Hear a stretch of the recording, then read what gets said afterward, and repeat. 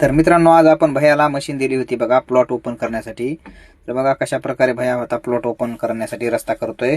तर मित्रांनो, काय करायचं आपल्याला, जसं तुम्ही मशीन प्लॉटमध्ये एंट्री करता मशीनची, त्यावेळेस काय करायचं आपल्याला, असं समजून जायचं की ऊसाचं किती प्रमाण आहे बघायचं आपल्याला, किती दाट आलेला आहे ऊस, किती पातळ आहे, तर त्याप्रमाणे आपल्याला मशीन पुढे पुढे घेत चालायचंय. तर हे ऊस काय असा जास्त आलेला नव्हता एवढा, पण पडलेला होता, त्यामुळे भैयाला एकदम कन्फ्यूज होता. आता सरी दिसत नव्हती, त्यामुळे भैयाला सांगितलं मशीनची स्टेअरिंग आता सरीत लावली सरळ करून की आपल्याला पहिले तर लेवल चेक करायची, किती लेवल आहे. तर एकदा लेवल चेक करायसाठी डिवायडर लेवल उचलून घ्यायची, आपली लेवल बघायची आपल्याला किती, तर त्याप्रमाणे पहिल्यांदा मशीन टाकायची. बघितली आम्ही, आपली लेवल होती 6ची, तर 6ची लेवल लावून आपण सरळ अशी मशीन एक 10 फूट घेणार होतो. 10 फुटामध्ये आपला बाऊल भरणार होता. तर भैयाला मी बाहेरून सांगत होतो की भैया अशी अशी मशीन जाऊ दे.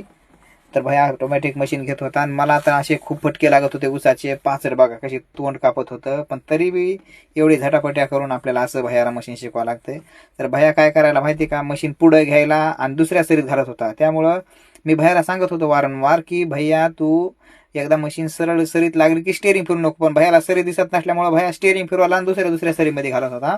तर मित्रांनो, एकदा मशीन सरीत लागली की आपल्याला सरळ स्टेअरिंग ठेवायची आणि सरळ मशीन चालू द्यायची, इकडे तिकडे स्टेअरिंग फिरवायची नाही, जेणेकरून आपली मशीन दुसऱ्या सरीत